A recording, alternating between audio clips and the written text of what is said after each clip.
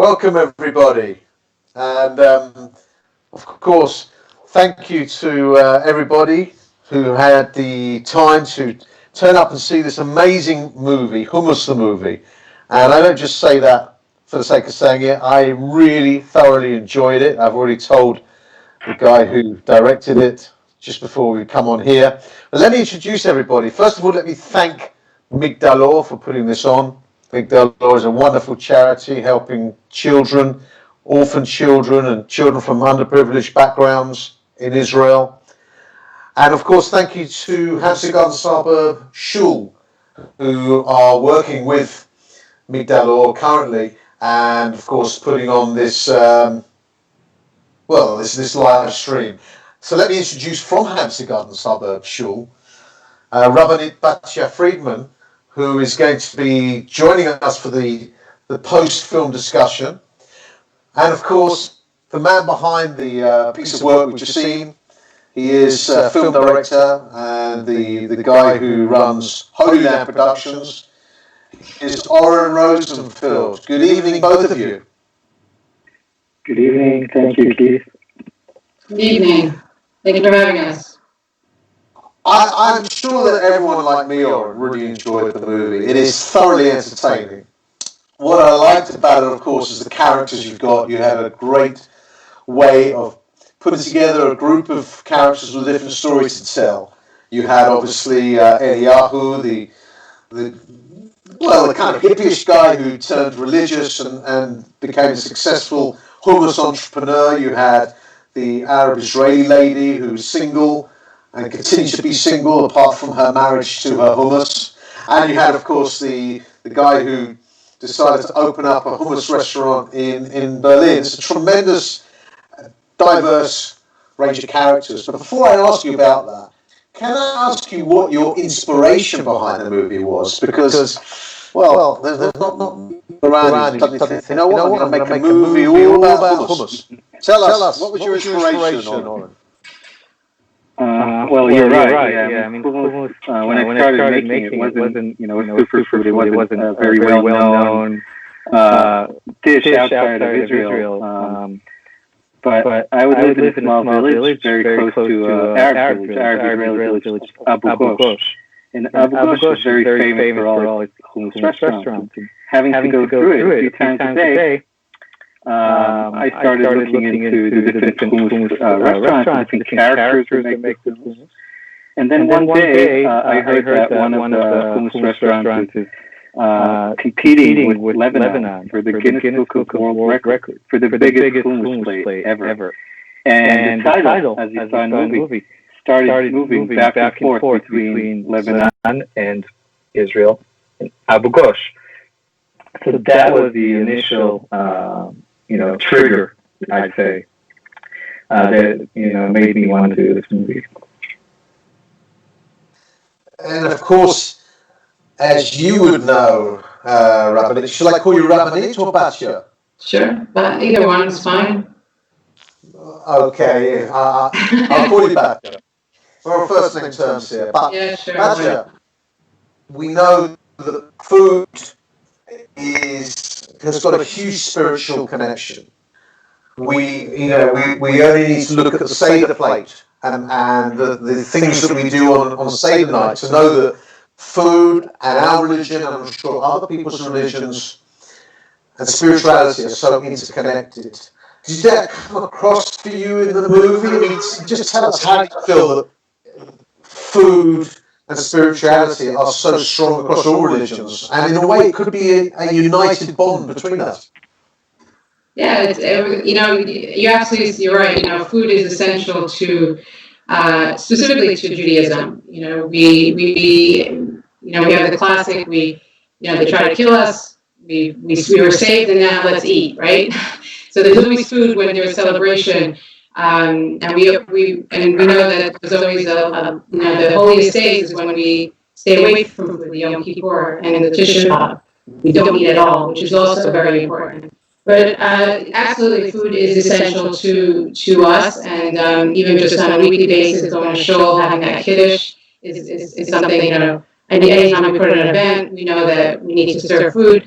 And like you mentioned, a lot of times it's symbolic. There are many symbolic foods that represent different traditions, different meanings whenever we eat, like the Seder plate. Hummus is interesting. I don't know if there's any symbolism in hummus. It was interesting how played a role in each of their lives, right? It made them successful, which is fascinating. Personally, hummus to me is the Shabbos meal, right? What's a Shabbat meal without hummus? Having with your fish or your challah more than the pita, but absolutely, it's very meaningful to our tradition. Well, I'm a Ashkenazi Jew, so I tend to have chopped liver or egg and onion. But Oren, tell me, you made the movie. Was it always in your mind about that spiritual connection that Jewish people, and of course Christians and Muslims have to food? And of course, I guess you went out searching for hummus being the common ground. Yeah, well, in Israel, food is like Rabbanit Batya said, is very, very essential in our lives for many reasons. I mean, I could say personally, my grandmother, who's a Holocaust survivor, uh, she passed away, but food was always a main issue. Are you hungry? Did you eat? Because she didn't have that when she was in Auschwitz, when she was in the Holocaust. It became something in Israeli society that's very important. Food, food, food. And then also in the army, we have this saying, the army walks, I'm translating it from Hebrew, the army marches on its stomach. So, a soldier without food is not a happy soldier. Obviously, all our, holidays are based around food. I mean, except for Yom Kippur and Tisha B'Av. But even that, the meal before the fast is I know many people, they eat hummus because it's so filling. So if you're going to fast, you eat a lot of hummus before Yom Kippur, and it will carry you the whole day. And that's why it's also considered by Arabs, there's actually a very famous saying in Arabic that, hummus is a breakfast food, and that only donkeys or asses eat hummus after midday because it's so heavy, and they'll fall asleep as they're working. But if you eat it in the morning, it will keep you satisfied throughout the whole day. So yeah, hummus has a lot of has an important place in Israeli culture. Well, I'd never thought of eating hummus in the morning. Maybe I ought to try it instead of my porridge, but that's beside the point. I mean, look, your movie, Oren, I found very interesting. Of course, not only for the fact that you had kind of three central cores. You had, obviously, it was about money, it was about religion, it was about, if you like, feminism, and with regard to the Arab-Israeli woman. But before I come on to that, I've always thought that things like sport, music, are great tools to bring people together. And you've hit on something, because I've studied a lot of psychology, and people like people who are like themselves.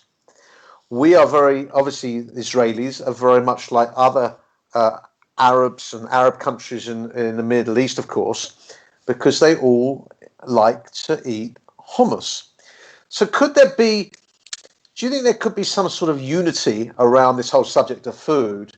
However, I did notice on a second question that there was already arguments. We have arguments over, this is my land, this is your land. We have arguments about religion.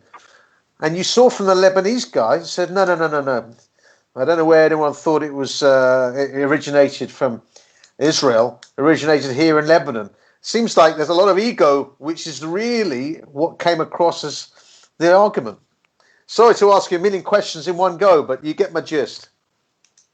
Yeah, well, you're absolutely right, and and that's why I keep saying I have this sentence that I keep repeating because of this movie. That hummus is claimed by all and owned by none, because everybody's trying to claim it. And we just said, it's a simple breakfast food from the Middle East.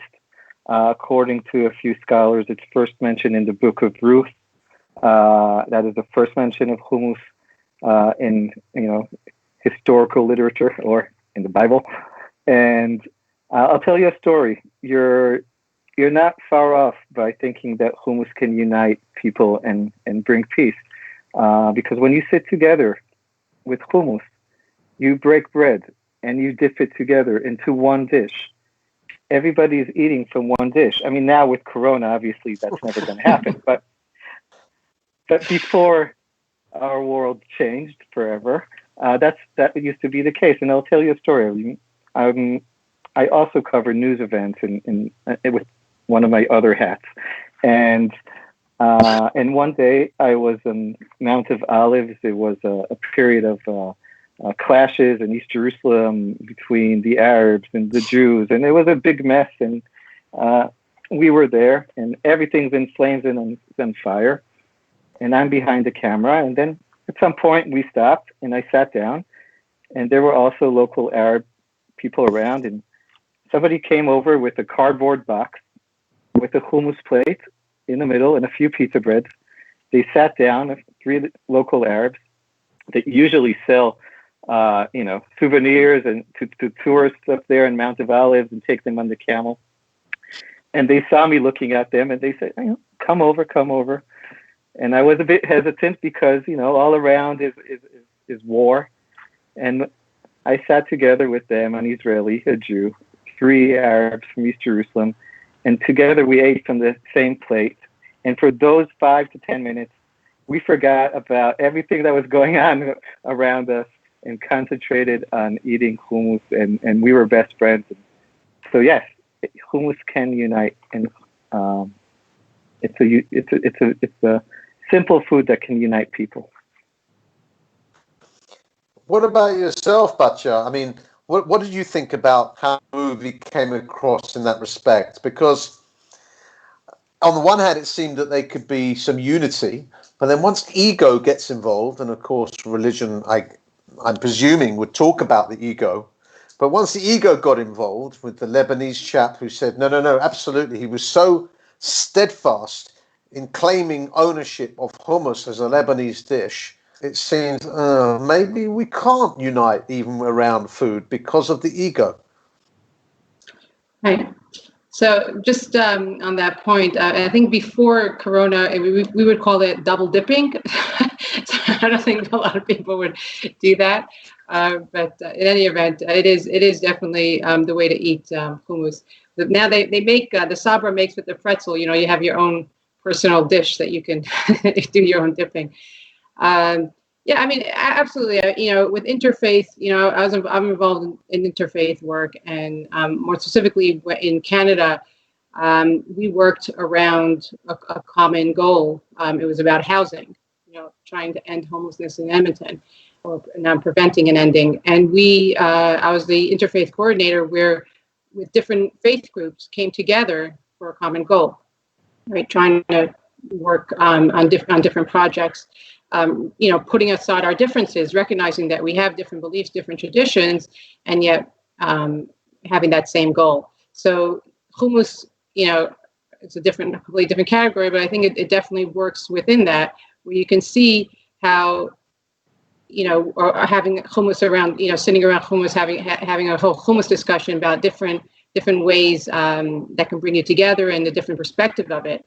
I guess, if they would have arguments, if they're going to have differences of who owns what, let it be on the hummus land than on the land. It might be a safer debate. What it highlights, though, both of you agree, is that if you're going to take such steadfast ownership of something like hummus, then how are you ever going to get to agree on a peace deal between Israel and the Arabs? And it just kind of it makes it kind of scratch your head and think, how are we going to do this? It's hummus. All right. Yep. I mean, as an Israeli here, I could tell you that I don't see a future for that element of the Middle East. Peace is is a nice word on paper. But you have two different people here fighting for the same piece of land, and there's really no way to share it. And so I don't think this conflict here is going to end. And then that's why I'm really happy that we can be fighting over hummus as well. And you saw that the Lebanese guy was very, very serious about hummus, about bread, about many different things that he took it personally. And if we can have a Guinness Book of World Records fight with every Arab country over something, hummus, shakshuka, falafel, who makes the bigger one, who makes the most, I'm very happy with that. But when it comes to the other issues, I don't see anything changing in the near future, unfortunately, for everyone. It's definitely more complicated than hummus. Well, that kind of brings me into the next question, because it seems outside of Israel, Lebanon was the only Arab country, I think, correct me if I'm wrong, where you went and interviewed people about hummus, because obviously, and I presume it's eaten all across the Middle East. Couldn't there be some way that there could be some competition, hummus competition, friendly hummus competition, like there was in Israel, for the best hummus around across the Middle East? Surely that would be a great way of bringing a common, culturally bound food stuff that we can all be proud of and just compete in a friendly way. Well, I'll tell you a little secret that only in Israel and in the Palestinians, the Israelis, they're the only ones that eat hummus as the main meal.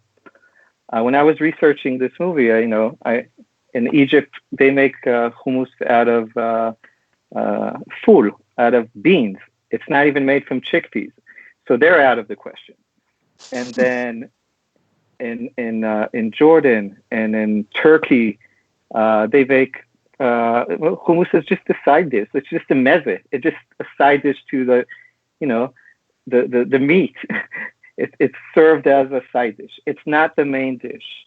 In Israel, you have, and in the West Bank and different places, and in East Jerusalem, you have, a hummus dish. That is the main. There's nothing else. If you want to order some fries with it or some salad or falafel balls, sometimes they'll have it.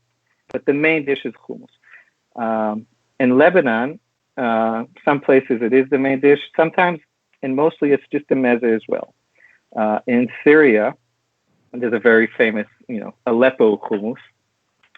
But they're, in civil war. So we're basically, the Israelis and the Palestinians are now basically stuck together at the moment, with the only ones that actually eat hummus as the main dish. So we can have a competition with them. But I think we're kind of competing on other things at the moment. So I think it's interesting. I mean, how widely is your movie seen by Israeli Arabs and the Arab world further afield? I know it's seen. It's been translated to Arabic, to Persian. I mean, people saw it. People see it. Again, it's in the Arab world in general. I mean, anything that comes from Israel is automatically a debate. It becomes political. I mean, just look at, Fauda and now the new series Tehran. I mean, it's a love-hate. They'll tell you they don't watch it, and they, and they hate Israel, and they're not going to watch anything that's made in Israel, but they're intrigued. And many of them learned that Christian, Muslim, and Jews live together here, that people eat hummus here. So food is always a good subject. I have to say that what was also interesting about your movie is that it really promoted harmony between Israeli Jews and Israeli Arabs, because obviously you've got a lot of Jews who go to the hummus places like in Abu Ghosh and the other places specifically because of their hummus. Do the Arabs come specifically to, for example, the Eliyahu's hummus places? No, I mean, hummus, as you can imagine, is an acquired taste.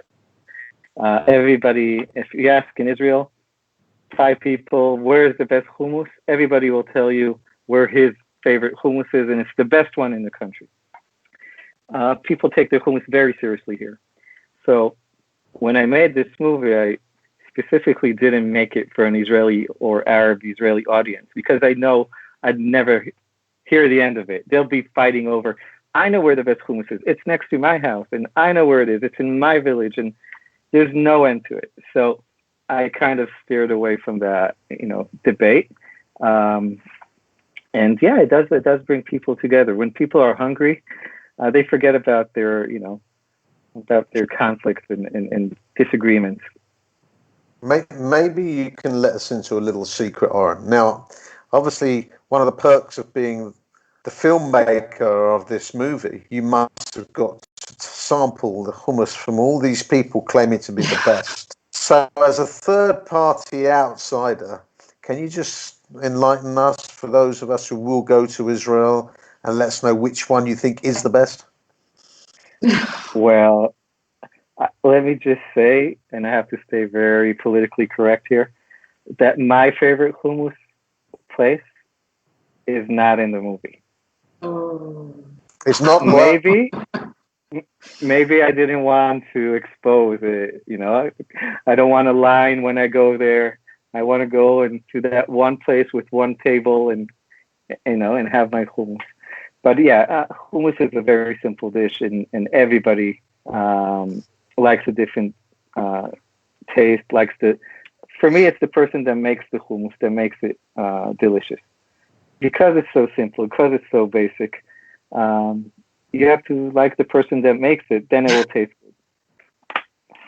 Well, simplicity is genius, Soren. We're coming to towards the end. But one thing that did come across about the movie was the characters you chose, the main characters. As I mentioned at the beginning, you had the single Arab Israeli woman, you had the religious Eliyahu, and you had the central characters.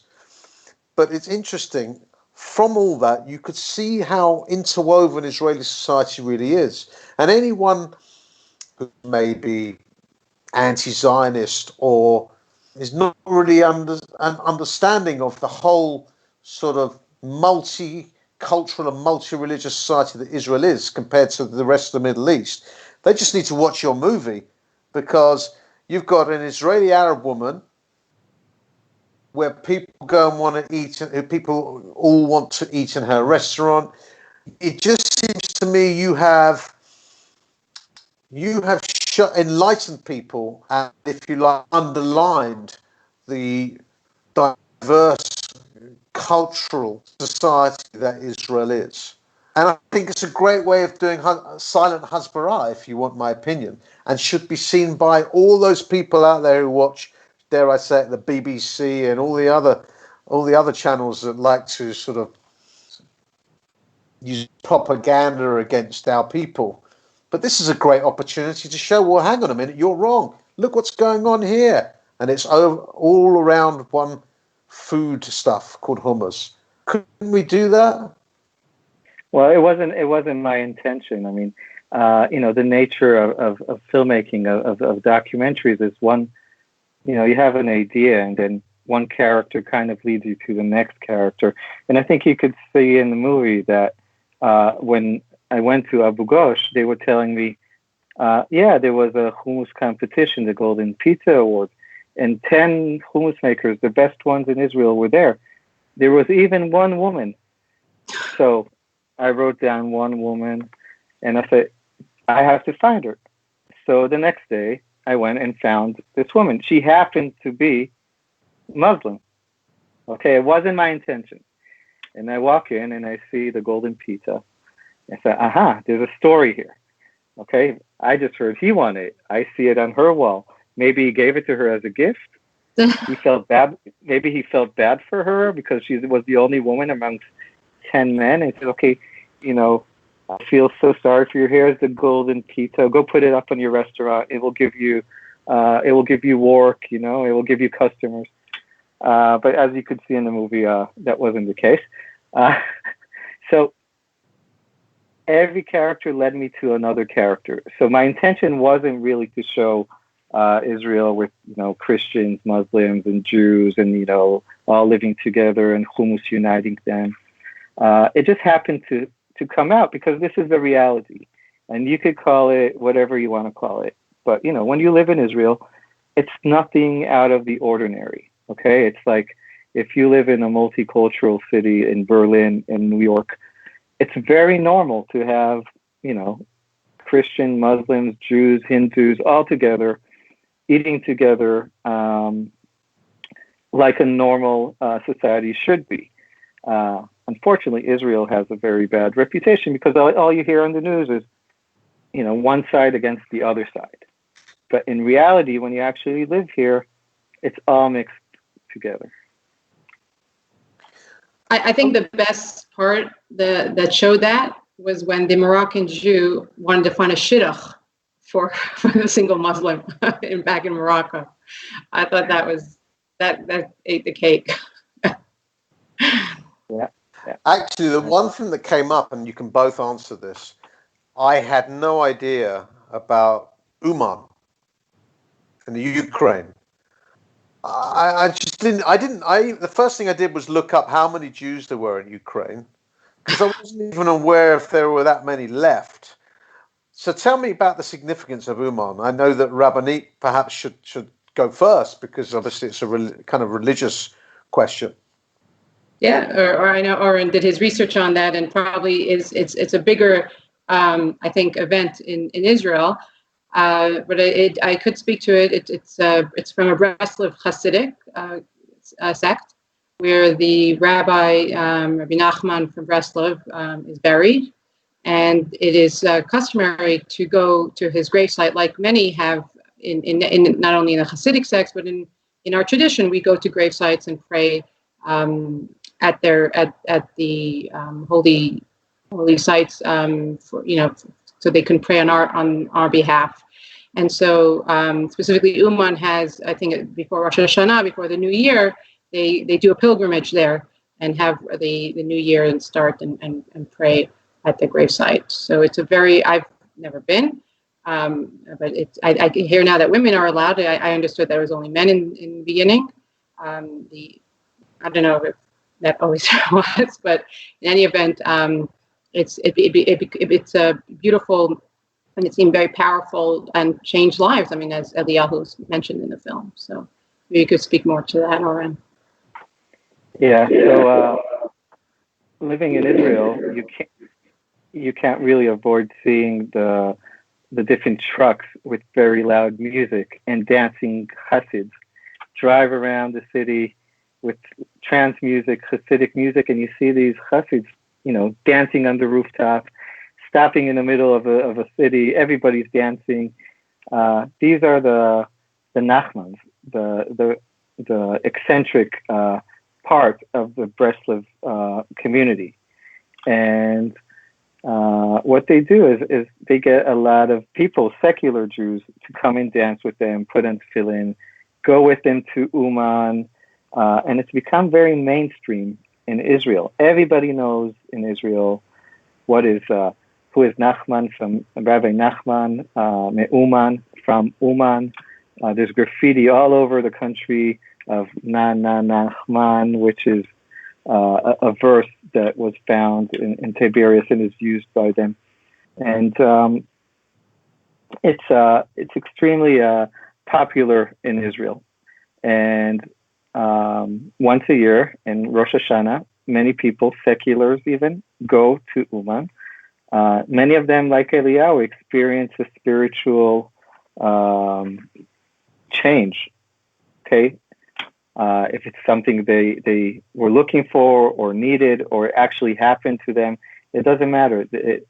Uman for them is a life-changing experience. And it's funny that it's in the Ukraine, it's in a country that, most of the Jews were exterminated in the war. And there's a big debate whether or not to bring this rabbi's bones to Israel so that Jews don't have to travel to the Ukraine and give the Ukrainians money. And I mean, they hate us. Okay, let's face it, it's a very anti-Semitic place. The only reason they like the Jews there is because they leave money there. I don't, me, like many other Jews, don't think that that's the right thing to do, to travel there. And I think that's a debate that's now going on as well, is to bring the rabbi's bones to Israel, like they brought other very significant figures like Herzl and others to be buried here. And time will tell. But I guess outside of Israel, it's a less known phenomenon. Well, I appreciate you for enlightening me, and obviously our viewers. I don't know if we have anyone on hold. I'm not in charge of the technical side. For any further questions for yourself, Oren or Batya, do we have anybody? I don't know if I can see anyone coming up, but I think we've sort of let time run quite long. I want to thank both of you. Obviously, Batya, thank you for the support you give to the charity, and thank you to Hampstead Garden Suburb Synagogue or Shul, and of course, Oren. Great to see you. Great to speak to you about this fantastic piece of work, and of course, I'm sure there'll be more movies that we